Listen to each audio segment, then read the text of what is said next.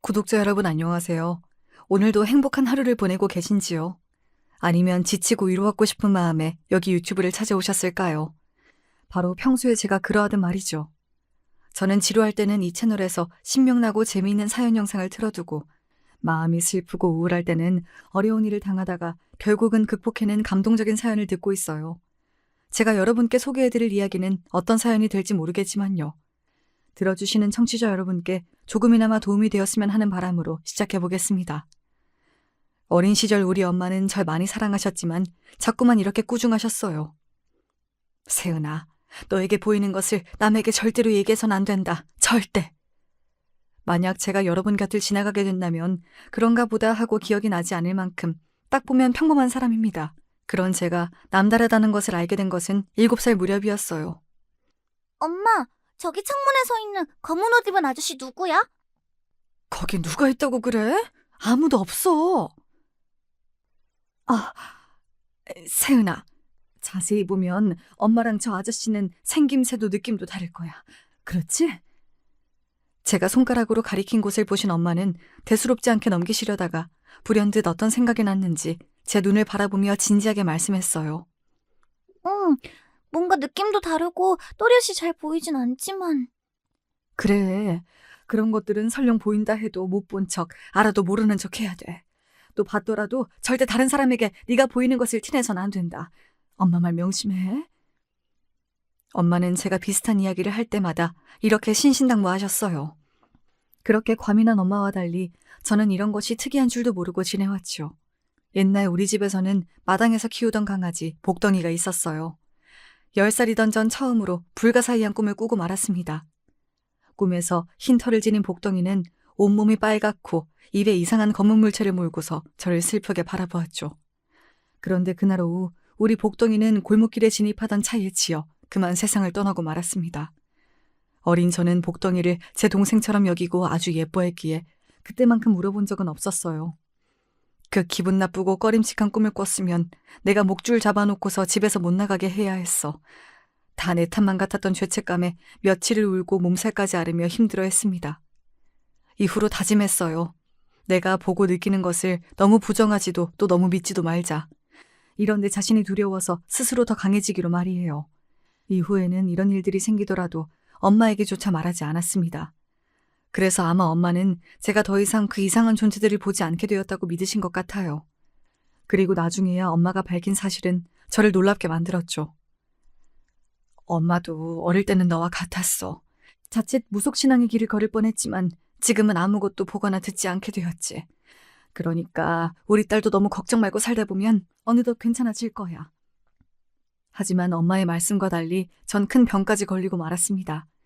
학교에서 체육을 하거나 어디 다친 적이 없는데 온몸이 시퍼런 멍으로 가득하고 코피를 20분 넘게 주르륵 흘리는 일이 비일비재했어요. 그러다가 어느 날 온몸에 열이 심하게 났는데 식은땀에 옷이 젖을 지경이었죠. 누가 제 머리 위에서 꽹과리를 치는 소리가 들리면서 머리가 찢어질 듯 아파졌습니다.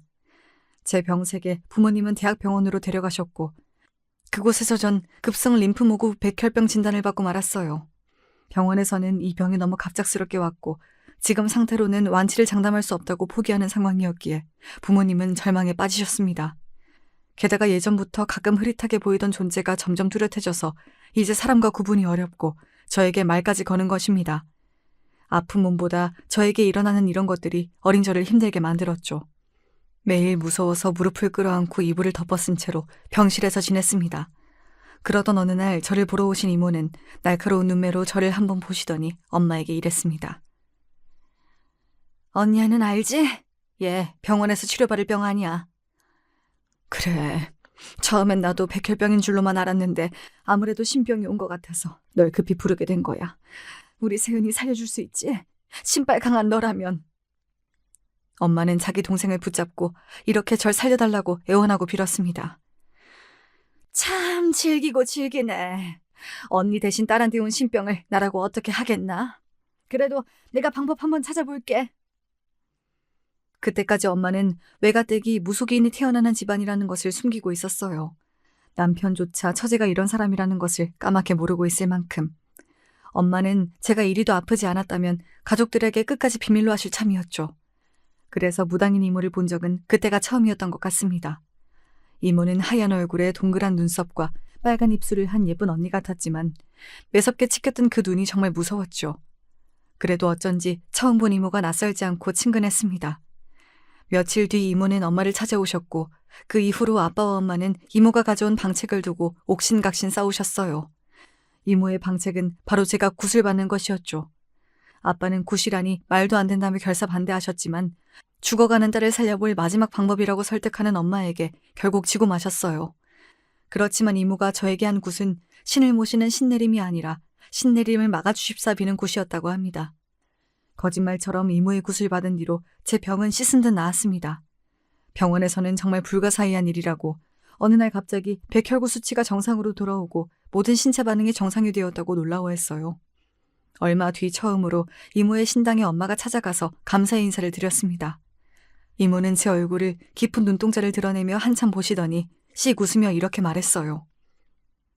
내가 장군님께 빌고 또 빌었다. 네 귀문은 아직 다치지 않았고 당분간은 그런 몸으로 살아야 할 게다. 하지만 네 나이가 중년에 접어들면서 자연히 귀문 관살이 종지부를 찍게 돼. 꿋꿋하게 살다 보면 좋은 날 올 거다. 죽다 살아난 저는 이모에 대한 고마움을 느꼈고 지금까지 그 마음을 갖고 살고 있습니다. 유부녀가 된 지금도 이모와 왕래하면서 친하게 지내고 있죠. 호되게 아프고 난 뒤 제 주변 사람 대부분은 제가 이런 일을 겪을 줄도 모를 만큼 정체를 감추고 평범하게 살아갔습니다. 평범한 한국 학생처럼 공부하고 평범한 대학을 나와서 회사에 취직까지 했으니까요. 어느 토요일 낚시를 좋아하는 아버지를 따라서 경기도의 한 저수지에 놀러 갔습니다. 아빠가 3시간 넘게 한자리에서 하는 낚시에 실증이 난 저는 그 주변을 산책하고 있었죠. 그런데 한 남자가 물가 풀숲에 들어가서 무언가를 찾고 있었어요. 저는 다급히 그 남자에게 소리쳤습니다. 저기요! 그쪽으로 더 깊이 들어가지 마세요! 그 남자는 처음 보는 여자가 나서서 그리로 못 가게 막으니 이상했겠지만 무슨 이유에선지 자꾸만 그 풀숲으로 더 들어가는 겁니다. 저러다가 큰일 나겠지 싶어 급기야 제가 직접 거기로 뛰어가서 그 남자 팔을 잡았어요. 당신이 누구시길래 도대체 저한테 왜 그러는 겁니까? 그에게 뭐라고 답해야 할지 몰라서 말도 못하고 꿀먹은 벙어리 마냥 있었어요. 낚시터 주변 진흙밭은 물가와 경계가 오묘했고 자칫 빠지기 쉬운 고조라 이곳에서 익사사고가 있었다는 것을 아빠에게 들어 알고 있었거든요. 그저 알 수 없는 불길함에 일면식도 없는 이 남자를 구해야겠다는 생각밖에 없어서 저도 모르게 달려든 것입니다. 이런 저도 제 자신이 의아하고 당황스러웠죠. 어쨌든 여기는 정말 위험한 곳이니까 그만 올라가세요. 저 믿고요. 저도 놓칠 수 없는 소중한 게 떨어져서 어쩔 수가 없어요. 마음은 고맙지만 조심할 테니 걱정 말고 가던 길 가세요. 남자가 이 말을 마치고 돌아서는 순간 풍덩하고 그는 저수지물에 빠져버리고 말았습니다. 여기 사람이 빠졌어요. 도와주세요. 전 고래고래 소리쳐 사람을 찾았고 제 소리에 아빠는 낚싯대를 들고 와서 물에 빠진 남자가 잡고 나오도록 도와주셨어요. 가까스로 목숨을 건진 남자는 마신문을 토해내며 정신을 못 차리고 있었습니다. 그를 돕던 아빠는 이제 괜찮아진 남자에게 물었어요. 청년은 그 위험한 곳에서 뭐하느라 이렇게 되었어? 낚시하다가 아버지 유품인 시계를 그쪽 물에 빠뜨렸거든요. 그걸 찾아야겠다는 생각에 그만 앞뒤 없이 달려들어 이렇게 되고 말았네요. 어르신, 그리고 아가씨, 제 목숨을 구해주셔서 정말 고맙습니다. 하지만 지금 당신 손목에 시계는 그대로 있는데요? 제 말을 듣던 남자는 자기 손목을 보더니 정말 시계를 잃어버리지 않았음을 깨닫고 아연실색하고 말았습니다. 내가 뭐에 홀렸나? 술도 안 마셨는데 이게 어찌 된 일이지? 하지만 그 남자도 저도 그날 정말 뭐에 홀린 모양입니다. 이날 만난 것을 계기로 우리는 부부의 연까지 맺게 되었으니 말이죠. 아직도 남편은 우리가 처음 만난 날이 이해되지 않는다며 저에게 묻곤 합니다. 당신은 거기가 위험하다는 것을 어떻게 알고 그리도 필사적으로 날 막았던 거야? 뭐 아는 게 있었던 사람처럼 말이지. 그래서 우리가 부부의 만남이 운명인 거 아니겠어? 아니, 아빠랑 평소 자주 다녀서 그 저수지가 위험한 걸 알아서지 뭐. 그저 설명하지 못할 불길한 예감이 들어 그를 막았다고는 하지 못하고 이렇게 둘러댔습니다. 남편은 자상하고 저를 아껴주는 좋은 사람이었고 공기업이라는 안정적인 직장까지 정말 완벽한 남자였어요. 이모는 제 팔자가 좋은 편이라고 말했었는데 틀린 말은 아니었나 봅니다.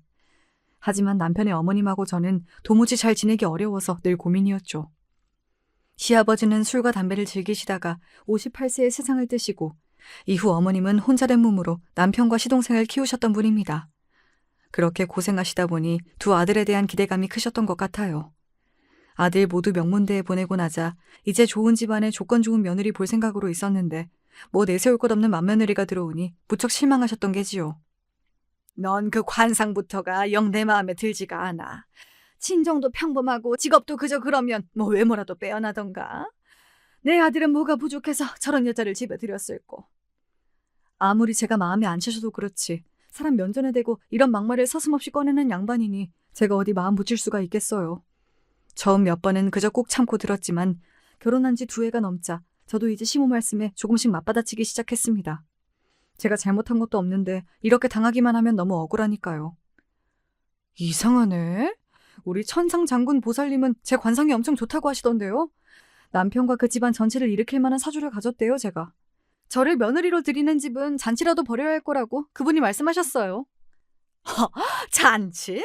거기 돌팔이 무당 아니냐? 전 우리 이모를 무시하는 시모에게 참을 수가 없었습니다. 돌팔이라뇨? 그분 덕에 어릴 때 목숨도 부지했는데 잘 알지도 못하면서 영역 있는 분에게 함부로 말씀하셨다가는 영 안 좋은 일 당하십니다. 제 이야기에 시모는 겁을 먹은 모양인지 더 이상 말을 아끼시더군요. 나이 30이 넘었는데 아기를 안 낳는다고, 친정이 가난하다고 여러 가지 이유에서 시모는 제가 마음에 차지 않아 하셨습니다. 어쩌면 시모는 초장부터 제 길을 누르고 고분고분한 며느리가 되길 원하셨는지도 모르겠어요. 그렇지만 저도 적당히는 들어드리고 적당히는 되받아치며 아웅다웅한 고부관계를 이어가고 있었습니다.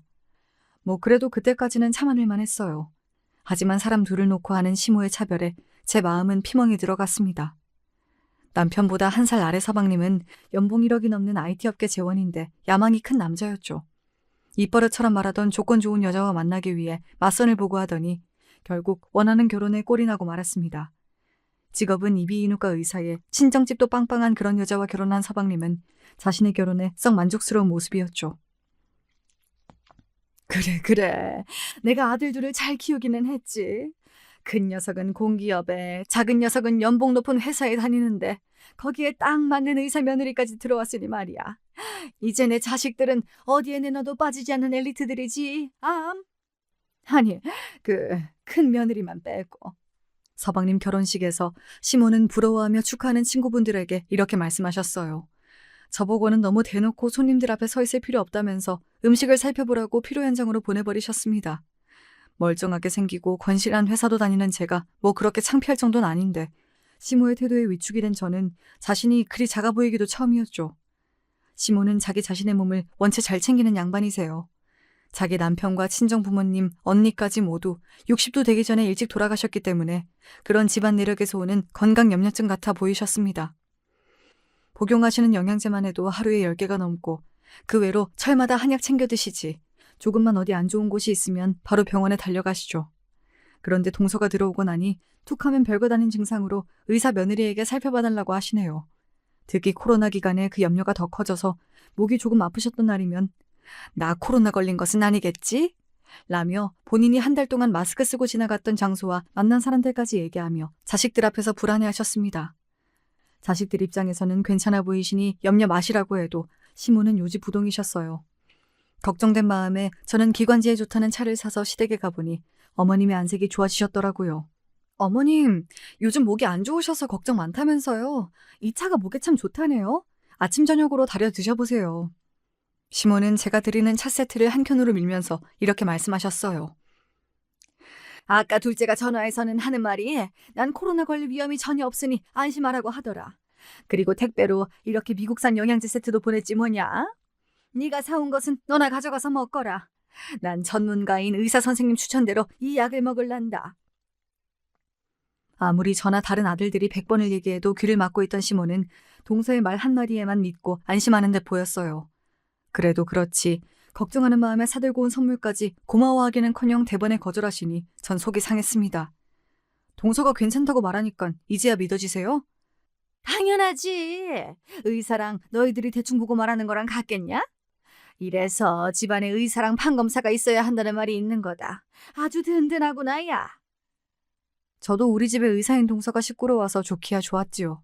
코로나 기간에 궁금한 부분은 동서에게 물어보고 해결하기도 했고, 가족들 중 누가 아프면 집에 의사인 가족이 있으니 도움을 받을 수 있을 테니까요. 다만 동서는 아주 예민하고 건강도 약한 사람이었습니다. 어릴 때부터 자주 쓰러지고 경기까지 일으켜서 동선의 친정엄마의 보호 속에 자라난 것 같았습니다.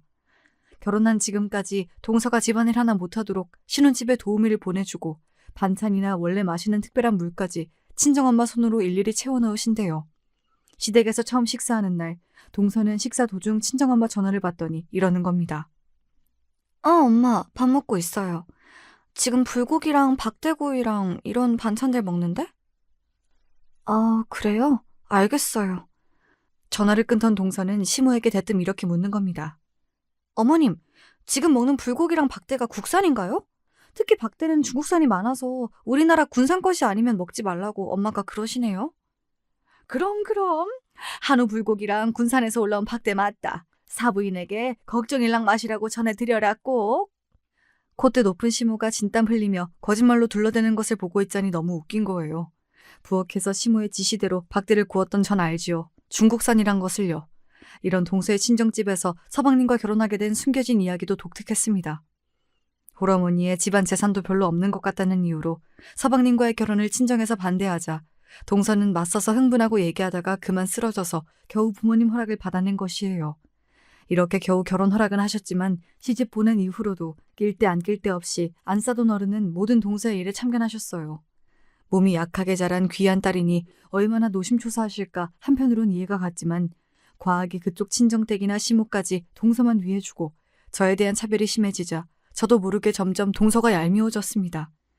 물론 사람 자체가 나쁘거나 못된 사람은 아니었지만 과보호 속에 자라서 그런지 자기밖에 모르는 자기 중심적인 어린애만 같았죠.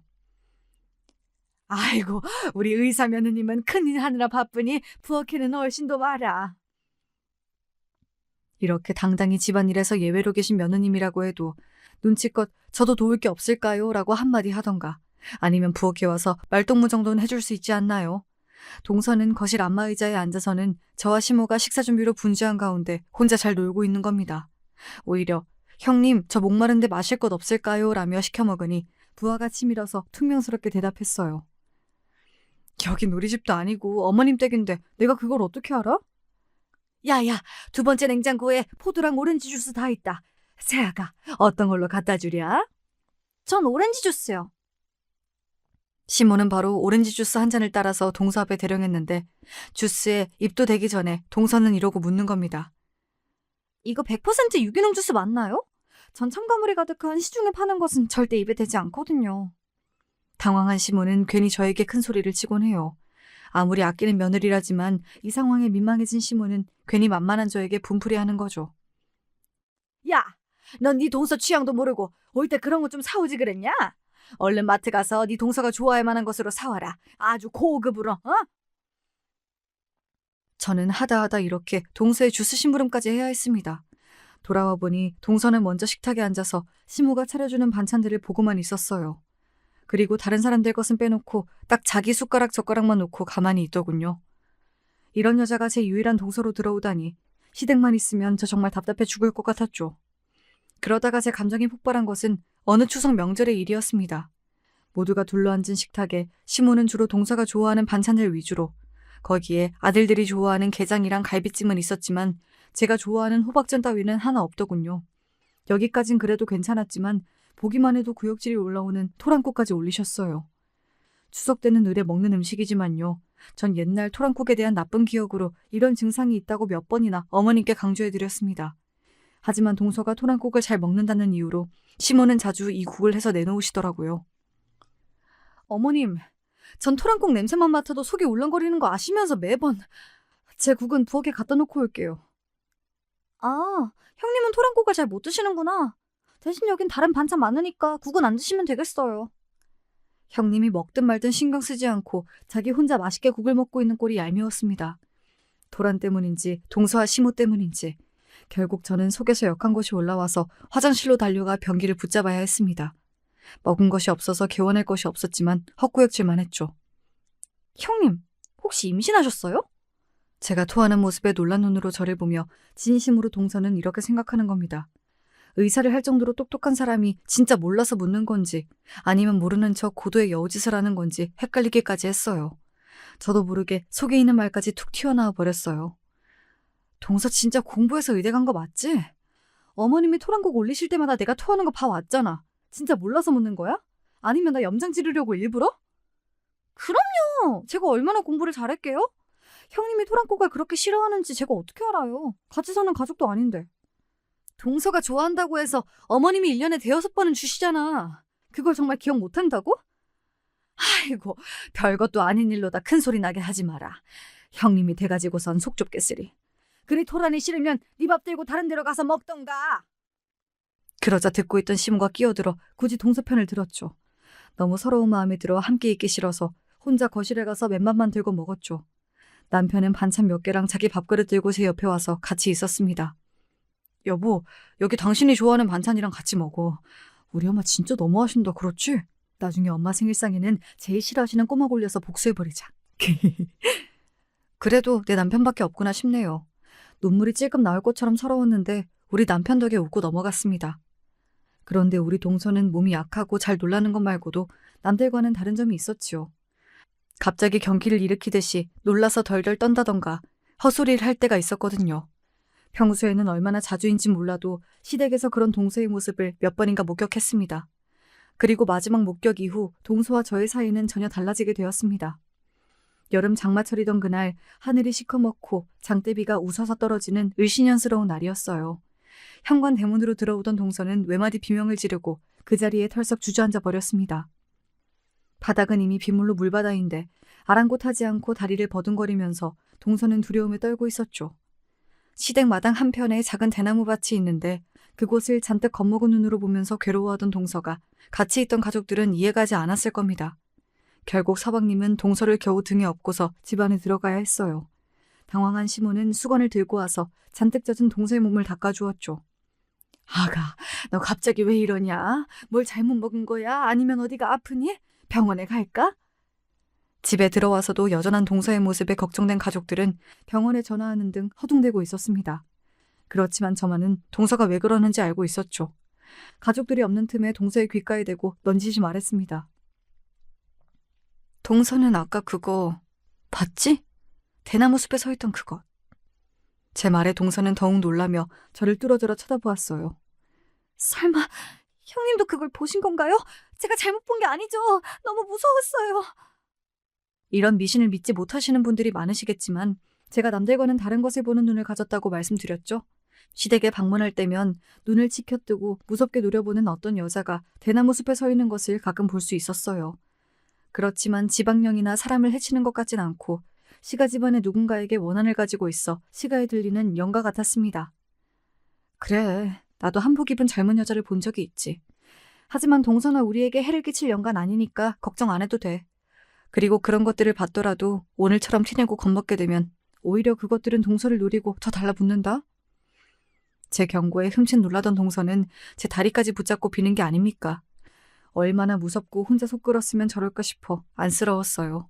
저도 같은 경험을 하는 사람이니까 이해할 수 있죠. 맞아요, 한복. 형님 말이 진짜 맞는 거죠. 그럼 저도 있는 힘을 다해 그 사람 못 본 척 할게요. 그리고요.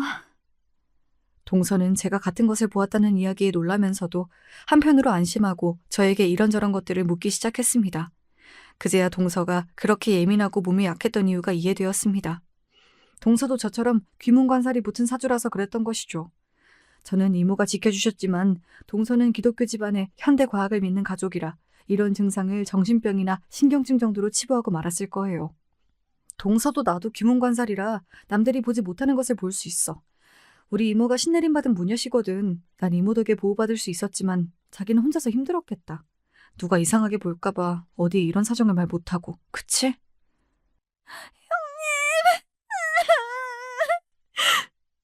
동서는 그간의 서름이 복받쳤는지 저를 안고 엉엉 울기 시작했습니다. 그 소리에 가족들이 놀라서 뛰어와 동서에게 무슨 일이냐고 물었어요. 너무 좋아서요.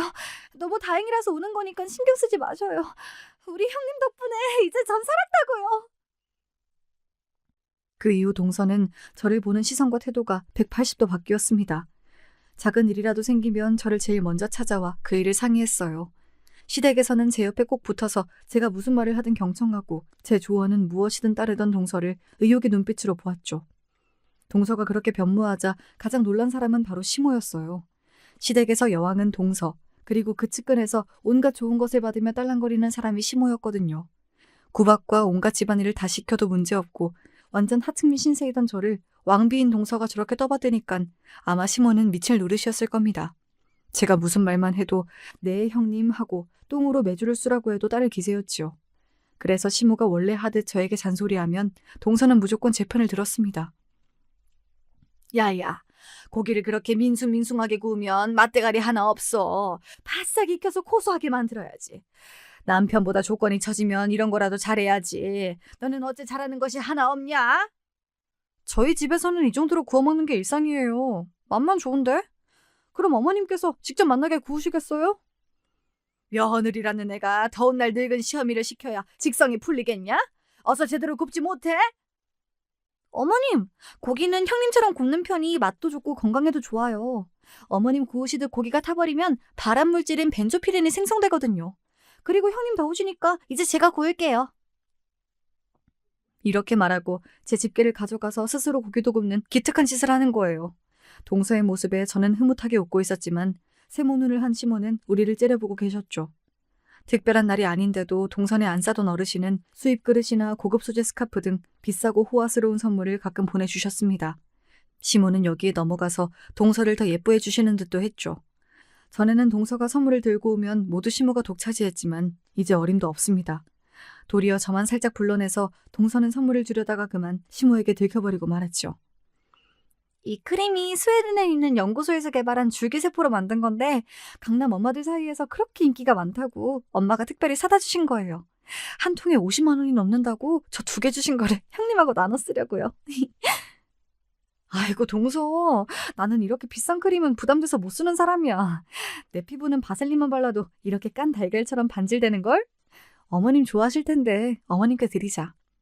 어머님께는 지난달에 화장품 세트 하나 갖다 드려서 괜찮아요. 좋은 건 같이 써봐야죠. 형님이랑 나랑 같이. 마지못해 영양크림을 받고 둘이 방에서 나오는데 거실에 계시던 시모가 우리에게 이렇게 말씀하시대요. 50만 원 하는 비싼 것을 너희들 팽팽한 피부에 갖다 쓴다 이 말이지? 나는 다 늙어서 그리 좋은 화장품 바를 필요도 없단 거냐? 아주 괘씸한 것들 같으니. 아마 우리 대화를 몰래 엿들으신 모양인지 시모가 역정을 내시니 미안스러워서 제 크림을 시모에게 드리려고 했어요. 하지만 동서는 저를 말렸습니다. 아니에요. 드린 형님 것은 그대로 받으시고요. 제가 다음에 올 때 어머님 것도 새로 사올게요. 그럼 모두 좋은 거잖아요? 그러니 기분 푸세요, 어머님. 동서의 말대로 나중에 어머님 것도 갖다 드렸지만 시모는 이 일로 계속 서운한 마음에 꽁에 있으셨죠. 거보세요. 차별당하는 기분이 어떤 것인지 어머님도 이제 아시겠죠? 시모의 모습에 전 사이다를 마신 듯 후련했습니다. 하지만 시모는 이런 일들을 마음에 담아두셨던 것 같아요. 어느 날 그 불똥이 저에게 튀고 말았습니다. 저는 무속인 집안 사람인 만큼 제사가 중요하다고 믿고 있지요. 그래서 시댁 조상님들의 제사를 늘 정성을 다해 모셨습니다. 이 점에 대해서는 저 미워하던 시모도 기특해하는 부분이었지요. 내사 고분고분하지 않은 애가 그래도 제사만큼은 한 번도 빼먹지 않고 음식도 나보다 더 정성을 들이니 저거 하나는 내가 인정한다. 그런데 이번 제사를 앞두고 제가 몸이 많이 안 좋아졌습니다. 예전 신병이 올 때처럼 고열에 몸을 꼼짝할 수 없을 만큼 굳어서 잘 움직이지 못했지요. 둘째야, 이번 달 말일이 저희 시아버지 기일이야. 아버지 제사를 지내야 하는데 아니 정이 병원 일로 바쁘면 어쩔 수 없고 시간 되면 한번 들르거라. 제사 음식 장만은커녕 참석하는 것만도 이렇게 눈치 보며 동서를 부르는 시모는 맏며느리인 저에 대해서는 사뭇 달랐죠. 결혼한 뒤로 시댁 제사는 매번 동서나 시모가 아닌 제 몫이었어요. 괘씸하게도 결혼한 뒤 시댁 제사에 참석 한 번 안 한 동서를 시모는 탓하지도 않았고요. 하지만 이번만큼은 제 몸이 이렇다 보니 어렵겠다 싶었죠. 모레 아버님 기일 준비는 어머님과 동서가 하셔야겠어요. 요즘 제가 몸이 정말 좋지 않거든요. 웃기고 있네. 그런 얼토당토하는 핑계를 내 믿을 것 같으냐? 평소대로 맏며느리가 정성껏 제사를 모셔야지 어딜 빠지려 들어? 어머님께 미리 전화를 드려서 제 상황을 얘기 드렸지만 이렇게 철벽치고 나오시니 절 따르는 동서에게 연락할 수밖에 없었죠. 형님, 많이 아프시면 저희 병원에 한번 들르세요. 제가 진찰해보고 주사 처치라도 해야겠는데요. 그런데 형님 말씀대로 제사에 갔다가 저 시댁에서 또 귀신 보면 어떻게 해요? 그게 무서워서 말이죠. 조상님 영을 잘 모시고 제사밥도 잘 챙겨드려야 자손들이 복을 받지. 동선 알잖아. 그러니까 부탁인데 이번만큼은 나 대신 동서가 어머님 도와서 제사를 정성껏 드려봐. 네, 그래도 형님 말씀인데 믿고 그렇게 할게요. 제 말을 들은 동서는 처음으로 시아버지 기일에 제사를 준비하러 갔습니다. 전 병원에서 영양제 수액을 맞고 밤 8시쯤 남편과 함께 시댁에 들렸죠. 시댁에 들어서자 고소한 기름 냄새가 진동했고 그 냄새를 따라 부엌에 가보니 동서가 전을 부치고 있었어요. 형님 지금 오셨어요? 제가 처음이긴 해도 이렇게나 예쁘게 한다고 어머님이 칭찬 많이 해주셨다고요. 이거 간 좀 한번 봐주세요. 동서가 내민 동태전을 한 입 베어무니 간이 좀 심심하더군요. 전 반죽에 소금을 집어넣으면서 동서에게 말했습니다. 동서, 처음인 것 치고 정말 깔끔하게 전을 잘 부친다. 약간 싱거우니 소금 간만 좀 해야 할 것 같아. 그때 시모가 부엌에 들어오셨어요. 맏며느리라는 것이 이제야 고개를 빼꼼 내밀고서 무슨 간이 어떻고 타령이야. 손 하나 까딱 안 했으면서 손 아랫사람한테 미안하지도 않냐? 오늘 어머님 동서랑 고생 많이 하셨죠. 그건 죄송하지만 어머님 저 진짜 아파서 병원 갔다가 오는 길이에요. 건강해지면 평소처럼 제가 열심히 할 터이니 이번에는 이해 좀 해주세요. 제 말을 들은 동서는 제 이마를 손으로 만져서 온도를 확인하고서 놀랐습니다. 어머 형님 아직도 열이 많이 나세요. 여기 있지 말고 소파에 가서 누워 계세요. 그동안 시모는 자기가 애지중지하며 잘 보이고 싶은 동서가 제 편으로 돌아선 것이 못마땅한 마당에 며느리 둘이서 저렇게 사이좋은 모습을 보니 심사가 뒤틀리셨는지 소리를 지르는 겁니다. 열은 무슨 열! 네가 것이 뭐라고 내 의사 며느리한테 전을 부치라 마라 해? 당장 여기 있는 전 다 네가 해. 둘째는 고생했으니 그만 방에 들어가 쉬어라. 시모는 거칠게 동서의 손에 있던 뒤집개를 빼서 제 손에 쥐어주었습니다. 순간 사람이 아프다는데도 이렇게 일시키는 시모에게 울컥했어요. 어머님, 진짜 너무하시네요. 무슨 계모가 의붓딸 괴롭히는 것도 아니고 왜 저한테만 이렇게 심하게 구십니까? 뭐? 계모가 어째? 이게 말하는 버르장머리하고는? 그때 시모는 손으로 제 귓방망이를 쳤습니다. 아무리 제가 미우셔도 그래도 그렇지 며느리 얼굴까지 치다니요. 그때 동서가 깨악 하고 소리 지르며 기겁했습니다. 이 야단법석에 집에 있던 모든 가족들이 무슨 일이냐며 부엌으로 몰려들었고요. 어머님! 형님에게 무슨 짓을 하신 거예요? 우리 형님이 어떤 분인 줄 알고! 이 집 귀신 붙어있던 것도 쫓아내신 분이 바로 형님이란 말이에요! 동서는 벌벌 떨며 가족들 앞에서 내 정체를 밝히고 말았습니다. 이 이야기에 모든 가족은 놀라움을 금치 못했죠. 아니, 그게 무슨 소리냐? 귀신이라니? 이미 제 정체가 발각된 마당에 하는 수 없이 전 한숨 한번 쉬고 말했죠. 시댁에 들어온 순간부터 마당 대나무밭에 긴 머리를 늘어뜨리고 흰 저고리에 검정 치마 입은 여자분이 이 집을 노려보고 있었습니다. 제 생각에는 어머님에게 원한이 있는 영가 같아요. 돌아가신 지 한참 되신. 어머님은 누구신지 알죠? 제 말에 짐작이 가는 사람이 있던 모양인지 시모는 갑자기 개거품을 물며 그 자리에 쓰러지고 말았습니다. 언니? 설마 죽은 우리 언니가 이 집에 있었단 말이냐? 시모가 옛날 앨범에서 꺼낸 낡은 사진 속 여인은 동서와 제가 본 그 영가가 맞았어요. 우리가 이분의 영이 여기에 계신다고 하자 시모는 아연실색하며 털어놓기 시작했습니다. 우리 언니가 나 때문에 얼마나 한이 맺혔으면 여기까지. 미안해요. 어머님에게는 3살 위인 언니가 있었대요. 20대 초반 언니가 만나고 있는 동네 청년 한 사람이 있었는데 사실 시모도 그 사람을 남몰래 연모하고 있었답니다. 놀랍게도 그 남자는 지금은 돌아가신 시아버지였어요. 치사하게도 시모는 자기 언니가 사귀던 남자를 꼬셔서 결혼까지 하고 만 것이죠. 실연당한 언니는 자기 동생의 남편으로 되어버린 애인을 볼 자신이 없어서 부모님이 소개해준 연마을 남자랑 금세 결혼하고 나가버렸답니다. 그런데 하필 결혼한 언니의 남자는 술독에 빠져서 자기 마누라 하나 패는 그런 하찮은 놈이었던 거죠. 이유도 없이 매질당하고 사랑하는 남자와 친동생에게 배신당한 심정을 감당하지 못한 채 그만 시모의 언니분은 스스로 목숨을 끊으셨던 겁니다. 그 한으로 아마 승천하지 못하고 시모가 사는 곳을 따라다닌 것 같아요. 그분 한이 많으셨던 것 같습니다. 저희 이모님이 장군님을 모시는 무녀인데 얼마 전 제 부탁으로 그 혼백을 잘 달래드렸어요. 그래서 지금은 이 집에 안 계시니 염려 마십시오. 그런 일이 있는 줄도 모르고 난 첫째 널 자식처럼 대접도 못 해줬는데 정말로 고맙구나. 시모는 눈물까지 흘리며 저에게 미안해하고 고마워하셨습니다. 동서를 제외한 가족 모두, 심지어 우리 남편까지 제 정체를 알고 나자 그 이후 저의 위상은 영단판이 되더군요. 남다르다는 것을 꼭꼭 감추고만 살았는데 이렇게 좋은 일도 있는지 미처 몰랐어요. 이제 저는 시모에게 구박당하는 천덕꾸러기 며느리 신세에서 벗어나게 되었습니다. 요즘 어머님은 더 이상 저에게 일을 강요하고 막대하는 태도를 하지 않으세요. 오히려 제 눈치를 엄청 살피고는 하시죠. 불과 얼마 전 제 뺨을 올리신 분이 맞는가 신기할 정도라니까요. 예, 혹시 요즘도 우리 언니 영이 붙어 다니냐? 요새 내 어깨랑 등이 너무 아프구나.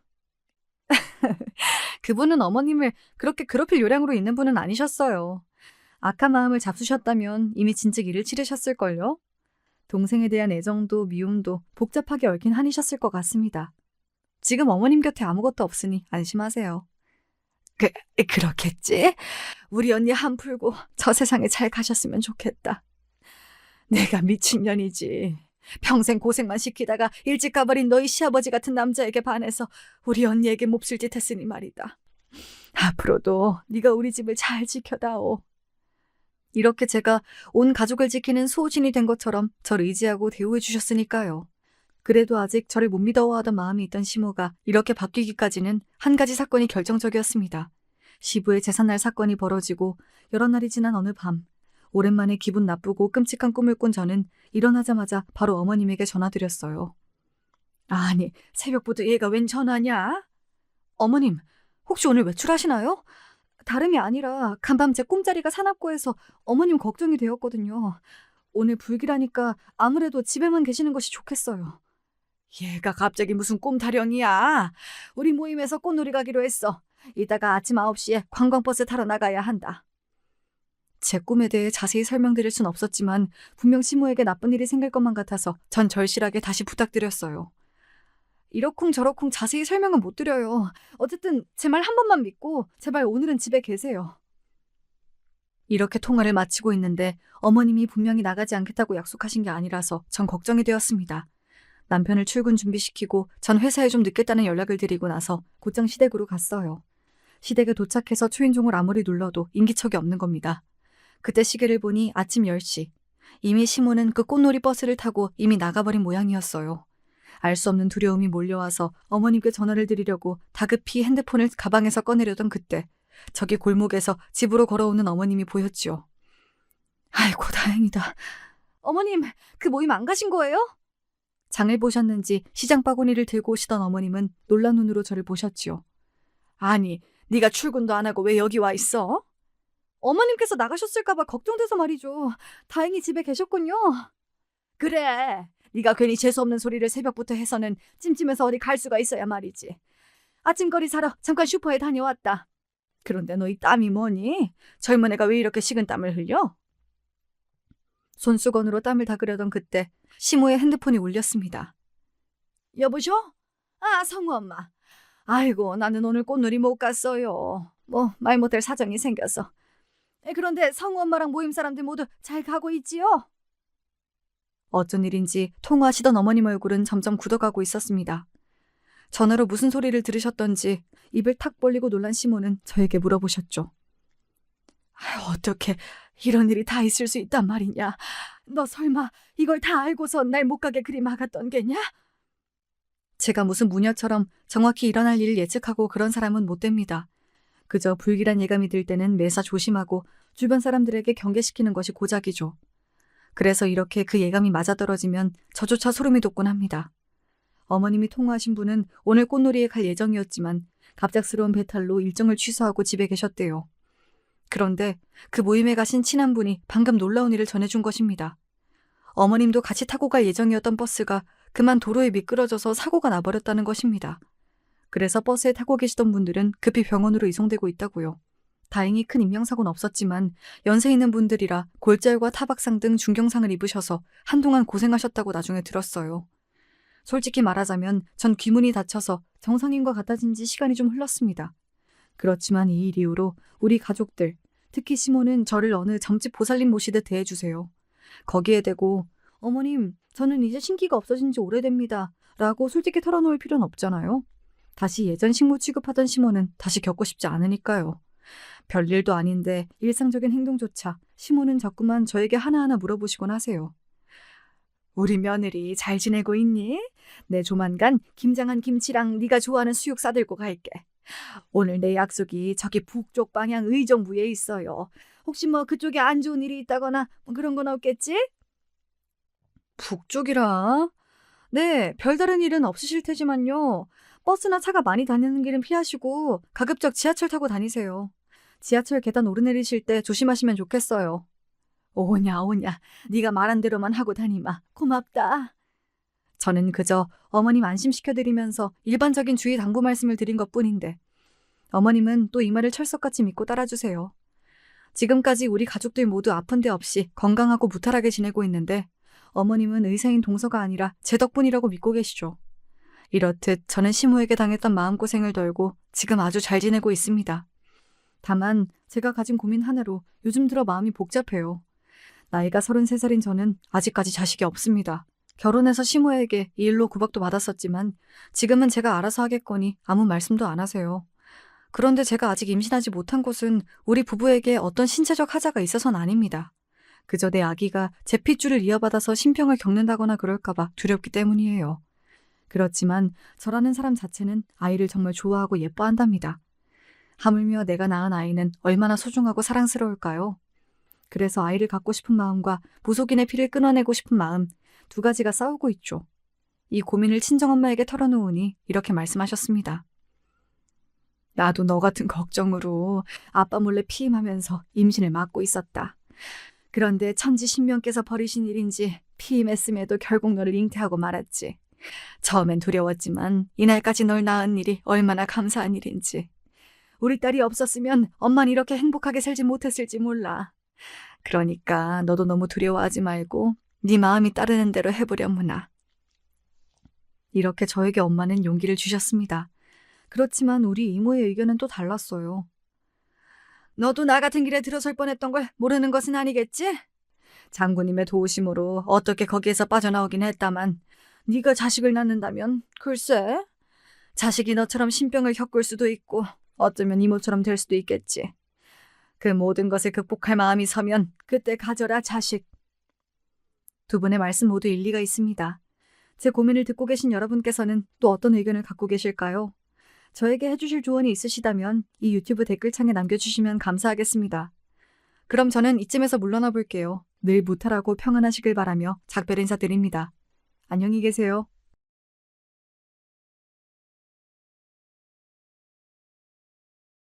안녕하세요. 시간이 날 때마다 사연을 한 편씩 틀어놓는 구독자인데요. 이번엔 제 이야기를 한번 직접 신청해 보게 됐습니다. 여러분 중에서 착하다는 단어를 모르는 분은 안 계시겠죠. 착하다의 사전적 의미는 언행이나 마음씨가 곱고 바르며 상냥하다는 뜻입니다. 그러나 저에게 있어서 착하다는 것은 제 고집을 피우지 않고 저 스스로를 낮추고 양보하는 것이었어요. 그런 식으로 착하게 구는 것이 좋은 세상, 부드러운 사회를 만들어가는 것이라고 생각을 하는 사람이 바로 저였습니다. 웬만하면 남한테 싫은 소리 같은 건 안 하면서 살았고요.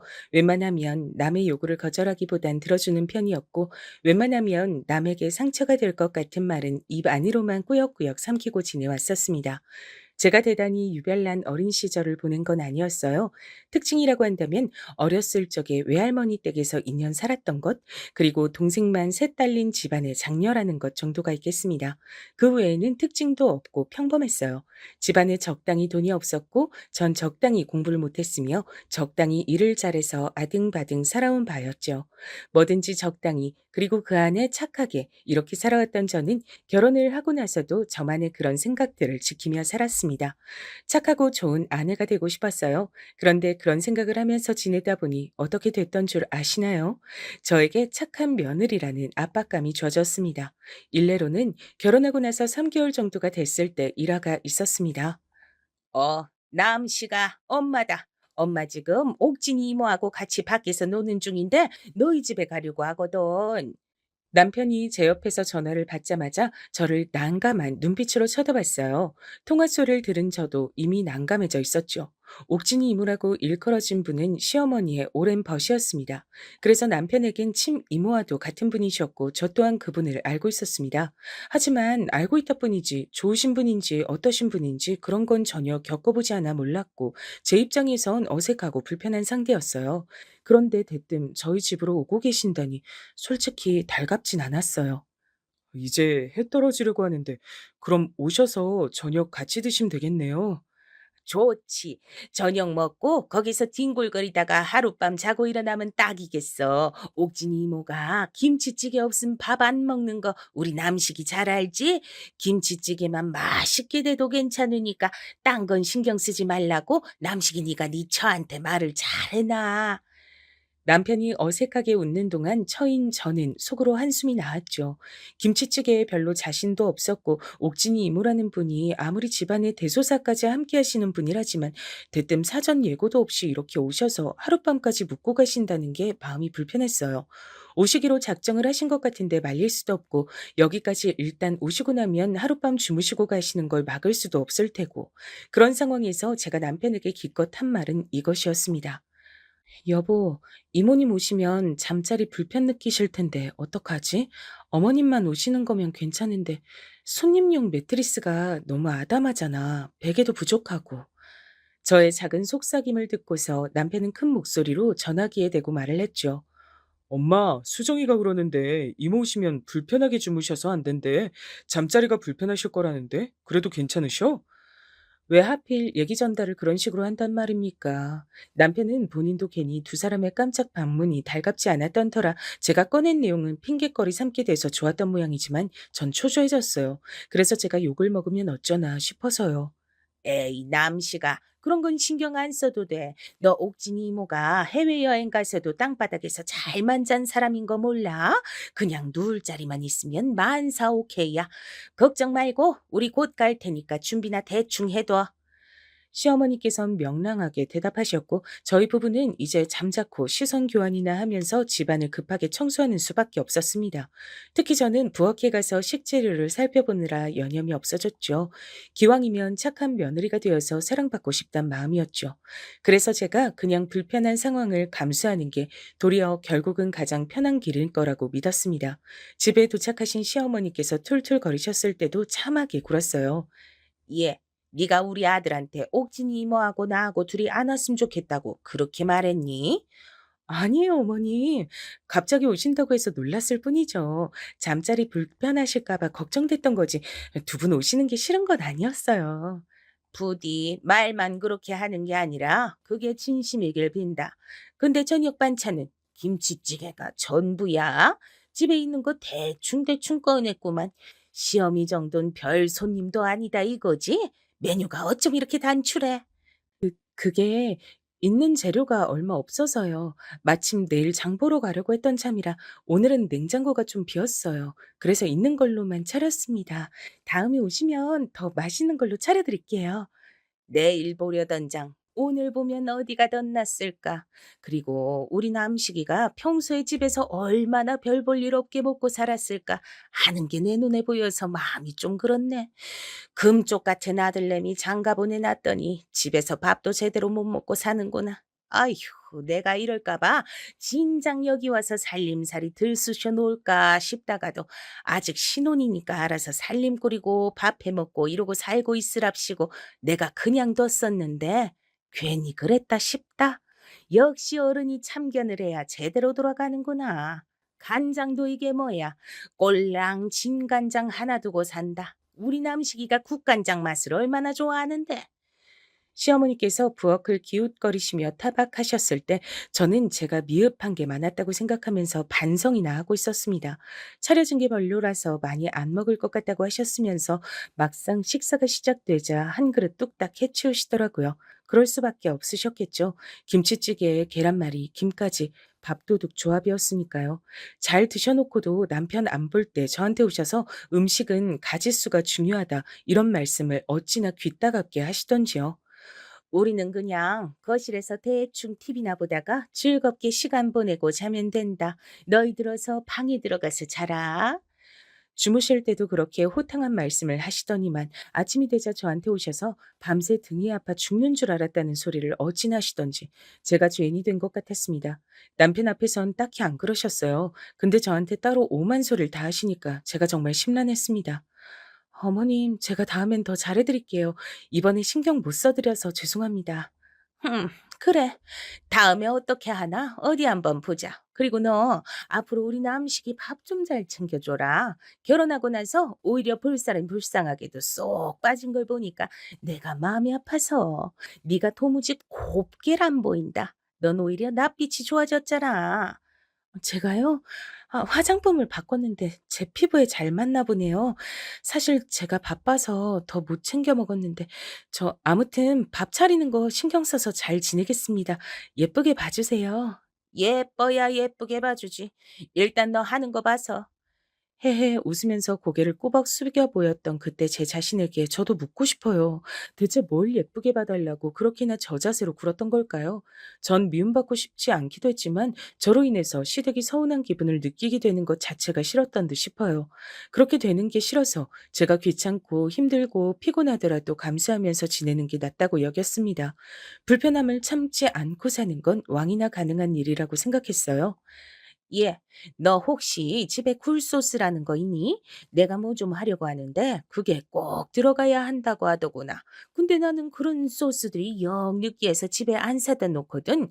그래서 딱 한 번만 쓸 양만 있으면 좋겠는데. 네, 어머님, 굴소스요? 있어요. 종류도 두 가지 있는데요. 혹시 모르니까 두 개 다 가지고 가볼까요? 그래, 잘 됐네. 없다고 하면 사서 들고 오라고 시킬 참이었는데 그거 들고 와라. 이왕이면 오전에 일찍 오면 좋고 여기 와서 요리하는 것 좀 네가 도와주고 그래라. 네, 그럴게요. 부지런히 준비해서 가겠습니다, 어머님.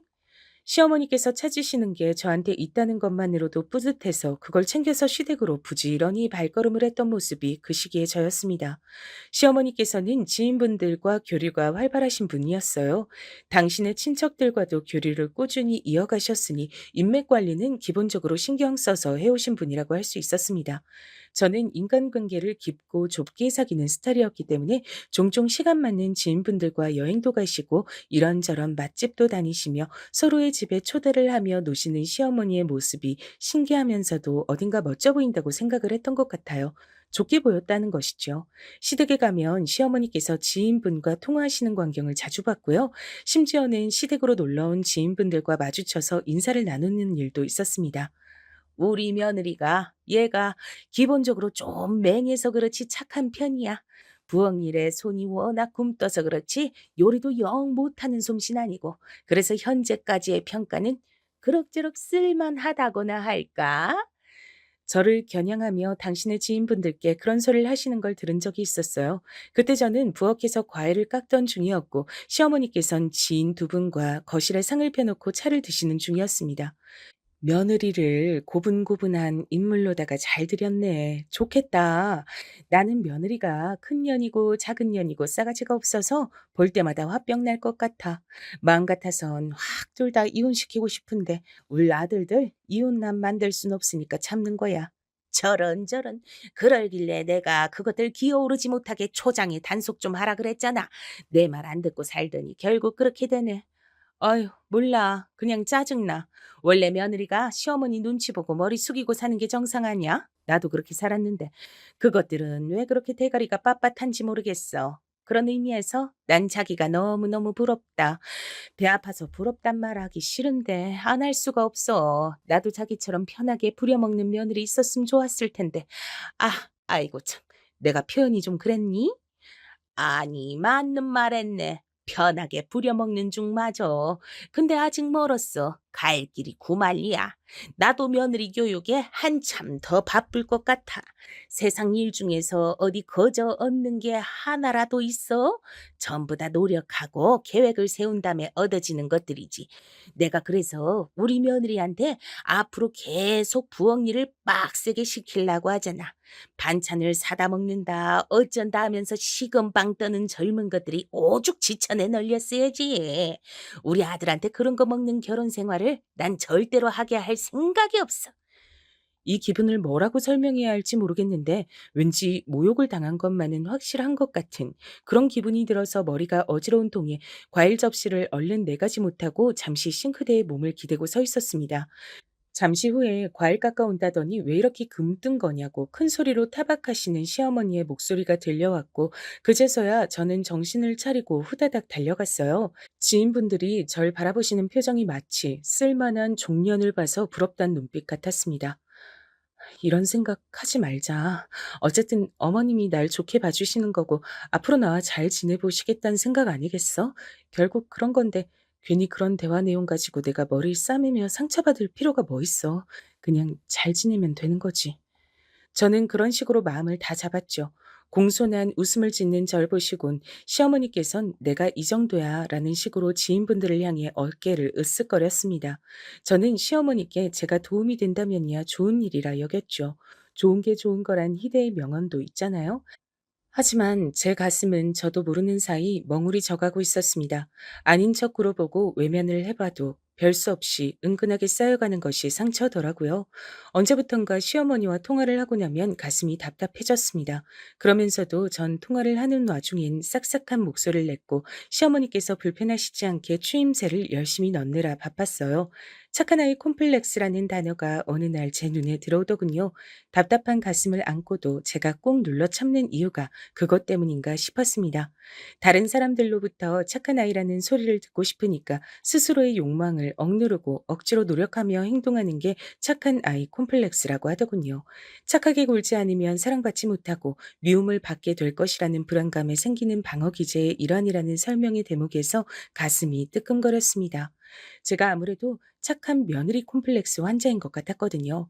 혼나고 미움받는 것, 그것을 상상만 해도 꺼려지는 느낌이 들었어요. 하지만 마냥 참고 살기엔 제 가슴이 시간이 갈수록 답답하게 무거워져 가고 있었죠.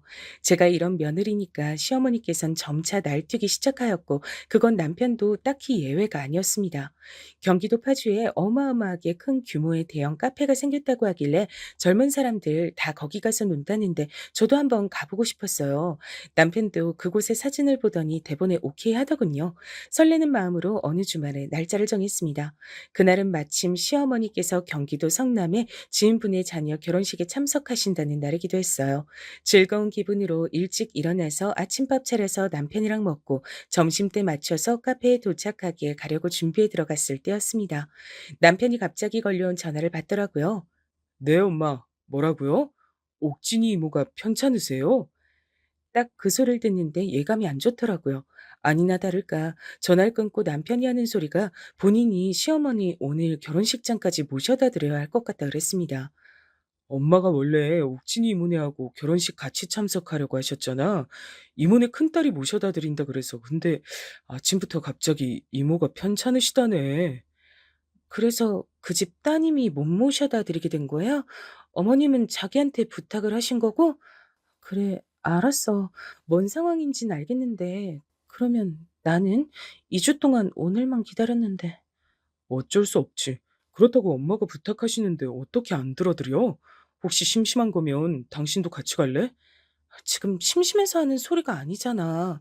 거기로 한 일정이 엎어졌으니까 너무 실망스러워서 하는 소리지.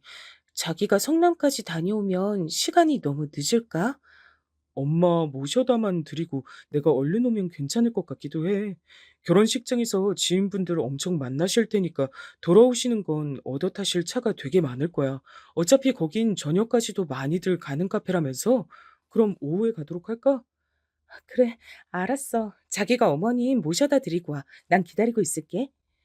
고대했던 외출이라서 남편을 보내는 게 썩 내키진 않았지만 뭐 어쩌겠어요. 시어머니께서 그런 부탁을 하셨는데 거절할 도리가 있어야 말이죠. 남편이 차를 끌고 나간 뒤 전 혼자 다른 일을 하며 시간을 보냈습니다. 대충 2시가 되면 남편한테 연락이 올 줄 알았는데 그 시간이 지나도 깜깜무소식인 거예요. 결국 3시에 남편에게 전화를 걸었습니다. 자기 도대체 언제 와? 출발은 했어? 혹시 오고 있는 중인 거야? 아, 그게 나도 엄마 내려다 놓고 바로 가려고 했는데 굳이 나보고 결혼식 다 보고 가야 한다고 엄마가 자꾸 그러셔서 결혼식 다 보고 밥 먹고 그러고 나서 엄마 아시는 분들한테 다 인사드리고 하다 보니까 이 시간이 됐네. 아, 그랬구나. 알았어. 그럼 이제 출발하는 거지? 자기가 어머님도 다시 모시고 오는 거야? 그래야지. 근데 암만 해도 오늘 파주에 카페는 못 갈 것 같다. 왜? 지금이라도 와서 나랑 같이 출발하면 되잖아. 근처 식당에서 일찍 저녁 먹고 카페로 가면 딱일 것 같은데? 엄마만 모셔드리는 게 아니라 엄마 친구분도 내가 되게 모셔다 드려야 될 것 같아. 원래 그럴 생각은 없었는데 지금 여기 돌아가는 분위기를 보니까 왠지 그렇게 될 것 같네. 차도 많이 막히는데 굳이 오늘 파주 가지 말자. 엄마가 오늘 끝까지 나보고 에스코트 해달라고 하셔. 제 귀를 의심했습니다. 에스코트라니 시어머니께서 남편을 꽉 잡고 안 놔주시는 게 분명한 상황인 듯 했어요. 누가 누굴 욕하겠나요? 저부터도 시어머니 눈치 보면서 전전긍긍하며 지냈는데 남편한테 뭐라고 하기도 애매해서 그냥 알겠다 그랬습니다. 냉장고에 있는 반찬들 꺼내서 계란 후라이 하나에다가 밥을 비벼 먹는데 고추장을 많이 넣었음에도 제 답답한 가슴이 안 풀리더라고요. 오히려 점점 더 꽉 막히는 것 같았어요. 오늘 일정이 설레서 가진 준비를 했던 제 모습이 우스웠죠. 엄마가 오늘 재밌으셨나 봐. 많이 웃으시는 거 보니까 나도 좋더라. 솔직히 귀찮은 마음으로 움직인 거였는데 엄마 기분 좋으신 거 보니까 내가 고생하길 잘했다 싶어. 집으로 온 남편은 그런 소리만 실컷 주절거렸습니다. 그 안에 전 안 들어 있었어요. 그제서야 저는 남편이 빈말이나마 절 향해 미안해라는 소리를 안 했다는 걸 깨달았죠. 전 당연하게 사과를 안 받는 존재가 된 듯 했어요. 결혼하고 나서 얼마 안 됐을 때까지만 해도 분명 남편은 자기 시댁의 일 앞에서 제 눈치를 조금씩 살폈습니다. 그랬던 모습을 제가 몇 번 봤기에 기억하고 있었어요. 그런데 언제부턴가 안 그러더라고요. 시어머니께서 얼마나 절 들들 볶으시든 남편은 제 눈치를 보지 않았고 저에게 미안하다고 하지 않았습니다.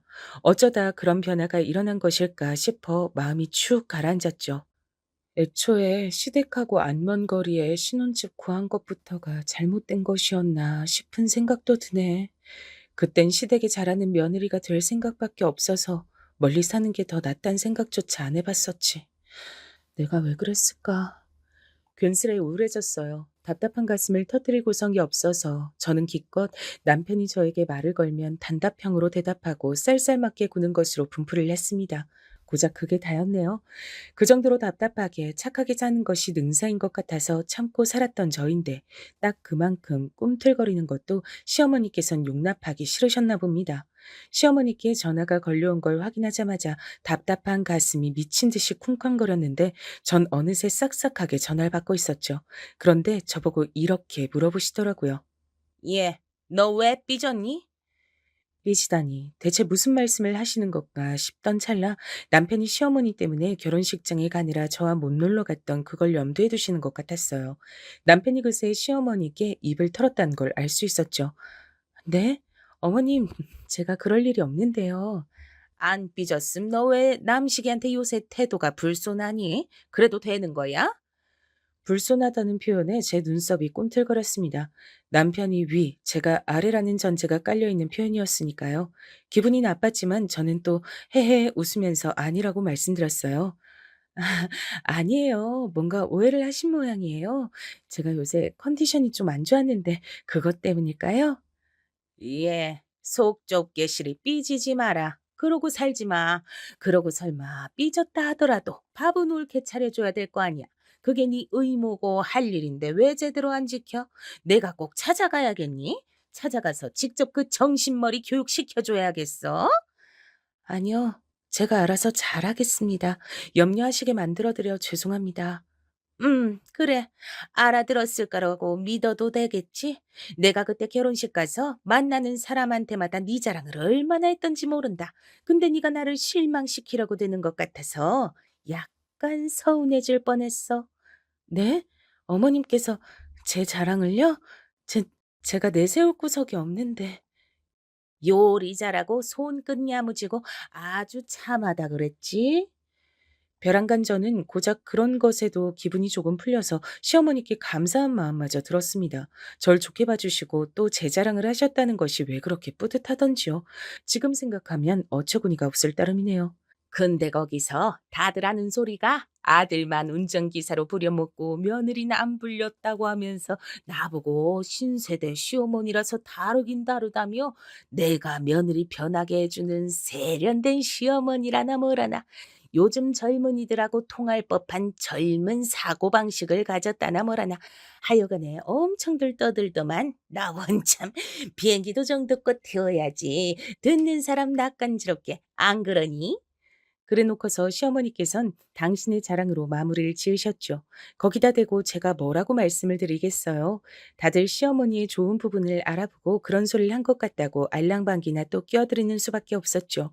시어머니께서 저보고 삐지지 말라며 직고를 날리셨으니 제가 얄미운 남편에게 계속 건조하게 굴 순 없는 일이었습니다.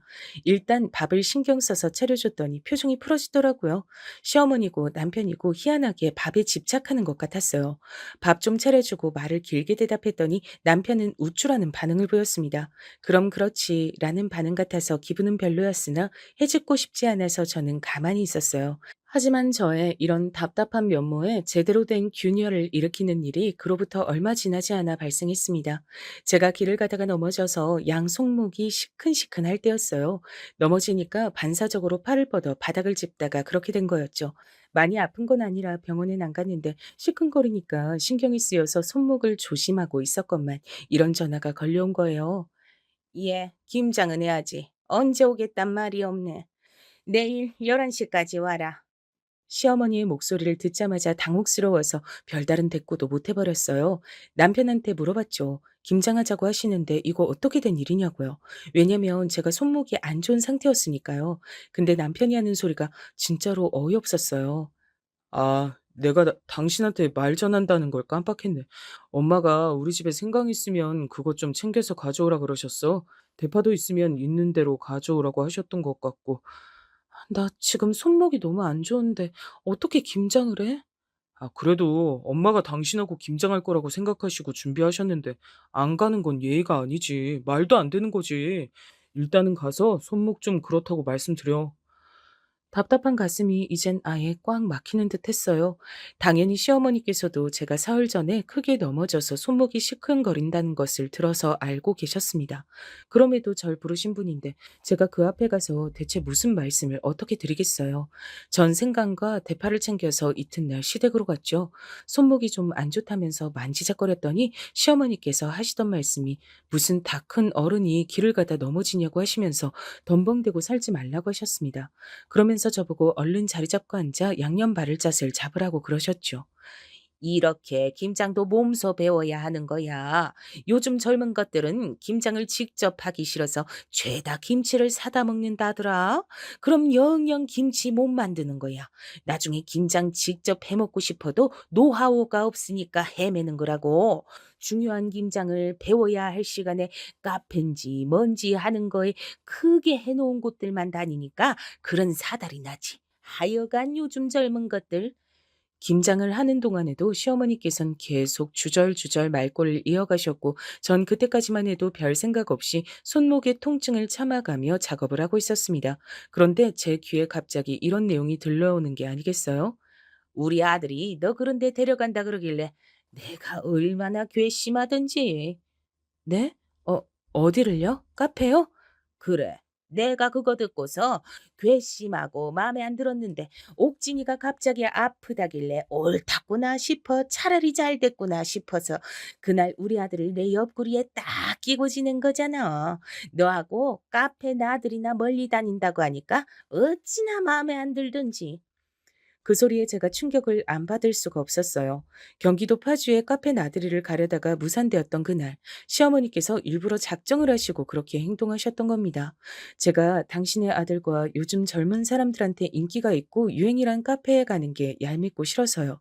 전 그간 인내하고 참으며 시어머니께 무조건 잘해드리려고만 애를 썼는데 시어머니께선 고작 그런 것에도 절 못마땅해 하신다는 걸 알게 됐으니 무척 허무했습니다. 그간 저의 모든 노력은 대체 뭐였을까 싶었어요. 기분이 너무 참담해서 차마 시어머니께 무어라 말씀드릴 여력조차 없었습니다. 기운이 쭉 빠지더라고요. 손목도 아픈데 끝도 없이 김장을 하고 있는 제 신세도 웃었어요. 늦게까지 김장을 담그고 전 기진맥진한 상태로 집을 향하면서 눈물을 훔쳤습니다. 제가 아무리 잘해도 저를 당신의 아들을 빼앗아간 존재 정도로 취급하시는 것 같은 시어머니의 태도가 제가 손목이 안 좋은 상태란 걸 아시면서도 태연하게 일을 시키신 것이 절 너무나도 서럽게 만들었습니다. 아들이 너무 귀하고 또 귀해서 별 수 없이 며느리가 미우실 수도 있겠지. 그런 마음이실 테지. 저는 그런 와중에도 이해를 하려고 애를 썼습니다. 그건 시어머니를 위해서가 아니라 더 이상 비참해지고 싶지 않은 제 자신을 위한다는 측면이 컸어요. 남편은 저에게 괜찮냐고 물어보지 않았고 다만 김장김치 맛있게 됐냐고 물어본 게 다였습니다. 손목보다도 가슴이 아프더라고요. 그런 와중 이튿날 정형외과에 가다가 우연히 친구를 마주친 겁니다. 제가 인간관계가 좁아서 친구가 몇 안 되기 때문에 무척 반가웠고 서로 시간이 괜찮아서 커피 한 잔을 하기로 했죠. 저보고 손목은 왜 아픈 건지 그리고 안색은 왜 그렇게 나쁜 건지 친구가 물어봤는데 제가 그 물음 하나에도 눈시울이 시큼해졌습니다. 절 살펴봐주는 질문 하나에도 눈물이 차오를 만큼 제가 많이 약해진 상태였나 보더라고요. 놀란 친구는 저에게 사정을 캐물었고 전 어렵사리 무거운 입을 열었습니다. 그러자 다 듣고 난 친구가 열받아서 미치겠다며 테이블을 주먹으로 콱 내리치더니 저에게 의외의 소감을 밝혀왔어요. 시어머니보다 남편이 더 얄밉고 싫단 겁니다. 내 얘기 하나 해줄까? 사실 나도 결혼하고 나서 얼마 안 됐을 때 시댁 식구들이 걸핏하면 미리 말도 안 하고 막 집에 찾아오고 그랬었어. 근데 난 싫다고 말하는 것 자체가 싫어서 계속 참고 있었던 거야. 그러다가 어느 날 시누이네가 갑자기 또 놀러 온다고 했을 때였는데 난 또 그냥 알았어요. 이렇게 하고 나서 내 속을 다스리고 있었거든. 근데 우리 신랑이 시누이한테 연락해서 오지 말라고 한 거야. 시댁 식구들한테도 연락 싹 돌려서 앞으로 오지 말라 그랬어. 난 그거 듣고 옆에서 화를 냈지. 내가 기껏 힘들게 참아냈는데 왜 초치냐고. 그간 내 노력을 왜 수포로 돌려놓냐고. 그랬더니 우리 신랑이 뭐라 그랬던 줄 알아? 글쎄, 짐작이 안 가. 너한테 뭐라 그랬는데? 자기 식구들 서운할까 봐 참고 지내는 게 바보 같대. 내가 바보 같아 보인다 그랬어. 그리고 자기가 사랑하는 여자가 바보 같아 보이는 걸 좋아할 남자는 세상에 아무도 없을 거래. 결혼했으니까 이제 자기 기준은 자기 식구들이 아니라 와이프인 나라 그러더라. 우리 신랑이 딱 그렇게 말을 했을 때 정신이 번쩍 들더라고. 시댁에 밉보일까 봐 억지로 참으려고 들었던 거. 그거 진짜 미련했던 것 같았어. 그리고 미처 생각하지 못한 부분이었지만 친정 엄마 생각이 나서 죄송하기도 했고 내가 바보같이 참으면서 결혼 생활한다는 거 알면 엄마가 슬퍼하실 것 같았거든? 친구의 말을 들으면서도 저도 자동으로 깨우쳐졌어요. 맞는 말이더라고요. 틀린 부분이 없었습니다. 또한 친구는 저에게 착한 며느리가 되고 싶어서 자꾸 그렇게 행동하게 되면 그 노력 다음에 다가오는 허무함 때문에 우울감이 생기는 것이라고도 알려줬죠. 늘 답답했던 가슴이 그 순간 깨어지면서 아픈 한편으로 시원한 느낌도 들었습니다. 착한 며느리가 되어야 한다는 생각을 가지고 지내다 보니까 이런저런 크고 작은 일들이 그간 있었고 그러면서 내 마음만 때마다 무거워지고 우울해졌지. 아주 가끔씩은 어디론가 훌쩍 떠나버리고 싶다는 생각도 들었어. 그냥 막 사라지고 싶은 충동이 들었는데 이게 절대로 정상이 아니었구나. 더 이상은 지난 날들처럼 전전긍긍하고 스트레스 받으면서 가슴 답답하게 살고 싶지 않았습니다. 전 손목을 치료받는 중이란 핑계로 집에 있는 반찬들만 꺼내줬을 뿐 남편에게 새로 요리를 해주지 않았어요. 그랬더니 남편이 툴툴거리면서 밥을 안 먹고 그냥 본인이 직접 라면을 끓여 먹더군요. 그러라고 내버려뒀습니다. 그 다음에도 또 라면을 끓여 먹길래 또 내버려뒀어요. 나흘째 시어머니의 이런 연락을 받았습니다. 너 손모가지 부러졌니? 아니요, 안 부러졌는데요, 어머님. 근데 왜 우리 아들 밥을 안 차려줘? 내가 너한테 항상 그랬지? 밥은 좀 잘 챙겨달라고. 우리 아들 밥 잘 먹고 다니게 해달라고. 근데 그게 그렇게나 너한테 어려운 거였어? 손모가지 부러진 것도 아닌데. 이번 주에 나한테 왜 연락은 안 했고? 부러진 건 아니지만 시큰거리면서 많이 아파요. 넘어지면서 손목으로 짚으면 이런 경우가 많다고 병원에서 그러더라고요. 관리 잘해야 된다 그랬습니다. 재료 썰고 어쩌고 하면서 요리하다 보면 너무 손목이 신경 쓰일 것 같아요. 거기까진 내가 너그러이 그렇다 치겠는데 나한테 연락은 왜 안 했을까? 안부 전화 빼먹은 거랑 손목 시큰거리는 거하고 무슨 상관이길래? 안부 전화요? 저희 그이가 어머님하고 워낙 긴밀하게 연락을 잘 주고받는 듯해서 저는 굳이 연락을 안 드렸습니다. 지금도 보세요. 그이하고 연락 자주 주고받으시니까 저희 부부 사정을 속속들이 아시고 이렇게 연락 주신 거잖아요. 어머님이 무탈하게 잘 지내시고 계실 거라고 전 확신을 했기 때문에 며칠 안부 전화 생략했습니다. 너 손목이 아픈 게 아니라 머리가 아픈 게 아니야? 어? 머리가 어떻게 된 것 같은데? 갑자기 뭔 바람이 불어서 혓바닥 놀리는 게 능수능란해졌어? 얘, 너 원래 이런 애 아니었잖아. 시험이 당황시키지 말고 원래대로 굴어. 넘어져서 손목 그렇게 됐다는 게 벌써 언젠데 아직도 아프다느니 병원을 다닌다느니 하질 않나. 너 아주 이상하게 나오는구나. 어머님, 제가 김장만 안 했어도 손목이 지금쯤 나았을 거예요. 근데 김장김치 담그느라 이렇게 된 듯 싶어요. 제가 김장 얘기를 꺼냈더니 시어머니께선 난데없이 편두통 타령을 하시면서 전화를 끊으셨습니다. 전 다시 연락을 드리지 않았고요. 그러자 그날 밤부터 남편이 제 눈치를 살살 보는 게 느껴졌어요. 삐진 채로 있다가 자기 모친한테 다 일러바치면 그걸로 다 해결될 줄 알았는데 제가 여전히 손목이나 조심하면서 냉담하게 있으니까 이게 아닌데 싶은 반응이었습니다. 제 눈치를 살피면서 갑자기 샤워를 하는 김에 화장실 청소를 하고 나오더라고요. 안 하던 짓을 자청해서 했습니다. 그리고 다시 며칠 뒤 시어머니께서 저에게 먼저 연락을 주셨어요. 전 전화가 걸려오는 것을 보자마자 가슴이 또 뻐근하게 답답해져 왔죠. 아무래도 저에게 또 잔소리를 날리실 예감이 들었기 때문이에요. 하지만 그게 아니었습니다.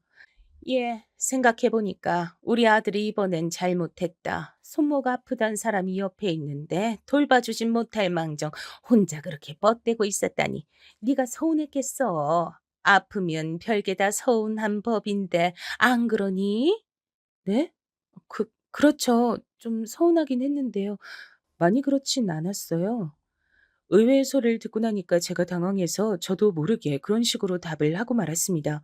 스스로를 낮추는 게 습관이 돼 있다 보니까 그런 식으로 말이 나가더라고요. 그렇지만 어쨌든 시어머니께서 저에게 남편이 아닌 제 편을 들어주시며 말씀하시는 건 처음 있는 일이었기 때문에 솔직하게 전 기뻤습니다. 과장을 보탰다면 약간은 감동을 받기까지 했어요. 일회성이 아니라 시어머니께서는 그 다음에도 또 그 다음에도 저를 낮잠아 보시는 언행을 하지 않으셨어요. 그래서 제가 또 바보같이 방심을 하고 마음이 풀어져 버렸습니다. 제 안에서 다시 스멀스멀 착한 며느리병이 고개를 들고 있었으며 아무리 시어머니께서 너무하신 분이라도 그렇지 제가 며느리 된 도리로서 너무 시건방지게 나왔던 거 아닌가 하는 반성까지 했습니다. 따박따박 말대꾸하는 거나 따지고 드는 거 그건 사실 어차피 제 성격에 안 맞기도 했어요. 누차 말씀을 드리지만 전 좋은 게 좋은 거라고 생각하는 사람입니다. 이렇게 해서 다시 원점으로 돌아오고 말았습니다. 시어머니께서 저에게 생일상을 받고 싶다고 말씀을 하셨거든요. 이게 바로 원점이 아닌 뭘까 싶었네요. 생신상이요? 제가 잘 해낼 수 있을지 모르겠어요. 그 정도 능력이 제가 안 될 것 같은데요. 안 되기는 해보기 전엔 모르는 법이지. 나랑 친한 사람들 이번에 내 생일에 다들 모여주겠다 그랬거든. 혹시 며느리가 생일상 차려주는 거 아니냐고 다들 나한테 그거 물어보길래 내가 그 앞에서 차마 아니란 소리가 입에서 안 나가더라. 그래서 나도 모르게 착하고 솜씨 좋고 야무진 우리 며느리가 생일상 안 차려주면 누가 차려주겠단 말로 큰 소리를 쳐버렸지 뭐니. 네? 이미 그렇게 말씀을 다 해 놓으셨다고요? 그러면 제가 어떻게든 해 볼게요. 그래, 예, 생일상이란 게 뭐 별거니? 다른 며느리들이 자기 시어머니 생신상 차릴 때 어떻게 하는지 그런 거 주변에 물어볼 때 있으면 물어보고 인터넷에 찾아서 나오는 거 있으면 그런 거나 좀 참고하고 그렇게 해서 간단하게 차리면 돼. 차려진 음식이 중요한 게 아니라 네가 내 생신상 차렸다는 거 그게 중요한 거니까 뭐든 마음이 중요하지. 저는 그 마음이란 두 글자에 꽂혀서 생신상을 반드시 성공적으로 차려내리라 결심을 하고 말았습니다. 준비에 들어가면서부터 사실 머릿속으로 '내가 또 왜 이러고 있을까? 이러는 게 맞을까?' 이런 생각이 계속 들긴 했어요. 하지만 그런 생각을 하면 할수록 저만 손해인 것 같아 일부러 무념무상으로 생신상만 준비하려고 들었죠. 시댁에 있는 커다란 상 두 개를 거실에 펼쳤을 때 그 위에 음식들이 가득해야 했으므로 전 머리를 싸매며 고심에 들어갔습니다. 메뉴를 다 선정한 후에는 재료들도 신선하고 좋은 걸로 다 공수를 해왔고요. 잡채 같은 경우엔 요리법을 3개나 봐가면서 연구를 했습니다. 생신상 차리는 3일 전부터 육수도 끓여서 그걸로 요리를 했었네요. 그런 정성을 다했기 때문에 전 스스로 떳떳했고 뿌듯했어요. 이른 시각부터 그것들을 전부 바리바리 싸들고 시댁으로 향했습니다. 시댁에 도착하자마자 부엌으로 가서 음식을 데우고 몇 가지는 즉석에서 하고 정신없이 바빴습니다. 그러다 보니까 어느새 시어머니의 가까운 지인분들이 다 오셔서 거실에 자리를 잡은 뒤였어요. 전 음식을 내갔고 그럴 때마다 지인분들의 인사를 받으면서 해사하게 웃었습니다. 제가 거의 마지막 음식을 내간 뒤 부엌으로 다시 발길을 돌렸을 때였어요. 근데 접시를 옳게 놨는지 아니었는지 헷갈려서 거실 쪽으로 몸을 틀었고 그 덕분에 시어머니의 목소리를 선명하게 들을 수 있었습니다. 어유, 난 됐다고 하는데도 우리 며느리가 굳이 이렇게 생일상 차려주겠다고 난리를 치지 뭐야. 내가 길을 잘 들여도 너무 잘 들여놨나 봐. 다들 며느리 교육시킬 때 주의하시오. 교육이 너무 지나치면 충성스러운 정도가 부담스러운 희대의 종년이 당생하니까. 그 자리에 모두가 깔깔 웃었습니다. 재밌다며 신이 나게 웃는 소리에 맞춰 제 가슴은 안 좋은 의미로 요동치고 있었죠. 뭐랄까, 그냥 바보가 된 것 같았어요. 시어머니께서 아무래도 허세를 부리고 싶으셔서 그러는 모양이었는데, 그럴 거란 생각을 하는 와중에도 제가 바보 취급을 받았다는 기분을 지울 수가 없었습니다. 이런 순간에 제가 뭘 어쩌겠나 싶어서 터덜터덜 부엌으로 가서 후식 그릇이나 미리 준비를 하려던 바로 그때였습니다. 예. 너 지금 뭐 하자는 거야? 이런 식으로 나를 엿먹이는 거야? 지금 다들 갈비찜 없는 거 알고서 수군거리기 시작한 건 알고서 지금 태평하게 있는 거니? 갈비찜 어디니? 갈비찜이요? 어머님, 그건 준비를 안 했는데요. 시어머니께서 황급히 다가오시더니 작은 목소리로 이를 갈며 저에게 갈비찜을 물어보신 거예요. 그리고는 제가 고개를 가로젓자마자 제 뺨을 후려치셨습니다. 이런 개념 하나 없는 천치 같으니라고 이 무시가 어떻게 시어미 생신상 차리면서 갈비찜을 빼먹어? 죄송해요. 다른 게 많아서 갈비찜은 없어도 될 줄 알았어요. 그런데 어머님, 아무리 그래도 제 뺨을 치시는 건 너무한 거 아닌가요? 어머님 눈엔 갈비찜 없는 것만 보이고 다른 음식들 많은 건 안 보이나 봐요? 얘가 또 이러네. 일전에도 한번 갑자기 싸가지 없어져서 날 아주 당혹시키더니만 또 싸가지를 상실하셨어? 예, 너 정신 차려. 어디서 감히 눈 똑바로 뜨고 그따위로 말댔구야? 머리 정리하고 얼른 저기 가서 갈비찜 없어서 죄송하다고 정중하게 모두를 향해 직접 사과드려. 네가 직접 수습해야지. 멀리 사시는 자주 뵐 수 없는 친정 부모님의 얼굴이 눈앞에 아른거렸습니다. 저에게 충고를 해주던 친구의 모습도 떠올랐고요. 늘 자리 보고 다리 뻗는다는 말도 생각이 났고 매사에 저한테 고마워하시는 법 없이 무조건 끝도 없이 요구하고 바라고 시켜대는 시어머니의 진한 모습들도 파노라마처럼 제 머릿속을 스쳐갔습니다. 생각을 끝낸 저는 고개를 끄덕였어요. 네, 알겠어요, 어머님. 가서 직접 사과드리겠습니다. 시어머니께서 흥하며 웃으시는 모습을 보자마자 거실로 달려갔어요. 그리고 저의 등장에 시선이 주목되자 크게 요동치기 시작하는 가슴을 느끼며 큰 소리로 외쳤습니다. 다들 제가 차린 저희 어머님 생신상 첫 잡수시러 와주셔서 감사합니다. 근데 어떡하죠? 제가 개념이 없어서 갈비찜을 깜빡했어요. 그러니까 정말 죄송하지만 이 생신상은 그냥 안 차린 걸로 하려고요. 이미 망쳤는데 여러분께 이런 걸 드시게 할 수도 없네요. 그분들이 미처 다 놀라시기도 전에 저는 제 정성이 가득 담긴 생신상을 뒤엎어버렸습니다. 반사적으로 다들 놀라서 벌떡 일어나셨고 전 나머지 생신상도 있는 힘껏 뒤엎어버렸어요. 거실은 순식간에 난장판이 됐죠. 달려나오신 시어머니께서 비명을 지르셨고 당장이라도 저의 뺨을 또 치시려고 손을 번쩍 드시길래 저도 응수해드렸습니다. 제 팔이 더 길거든요. 그리고 제가 젊으니까 순발력도 더 빨랐고요. 시어머니의 구불거리는 파마머리를 잡아버렸습니다. 아, 내 머리. 이거 놔. 당장 이거 놓지 못해? 너 미친 거 아니야? 나 미친 거 어떻게 하셨어요? 나 미쳤으니까 이제 건들지 마세요. 미친년 눈엔 뭣도 안 보이는 거 아시죠? 이런 연병을 너 가만 안 놔둬. 우리 아들한테 말해서 너랑 갈라서라고 할 거야. 그래 주시면 고맙죠. 그럼 제가 이혼하려고 애를 쓸 수고도 덜겠나요. 제발 꼭 좀 그렇게 해 주세요. 매끄러운 이혼 선사 기대할게요. 태어나서 그렇게 막무가내로 굴어본 것은 처음이었기에 제 몸이 저절로 막 떨리고 있었어요. 하지만 저는 당당히 말을 뱉었고 마지막까지 시어머니의 머리칼을 야무지게 뜯은 다음 놓았습니다. 모든 사람들이 넋이 빠진 채로 저와 시어머니를 번갈아 보며 기함 중이었고 전 머리가 다 뜯긴 채 엉덩방아를 찧은 시어머니를 내려다보며 싱긋 미소를 지은 다음 시댁을 나왔습니다.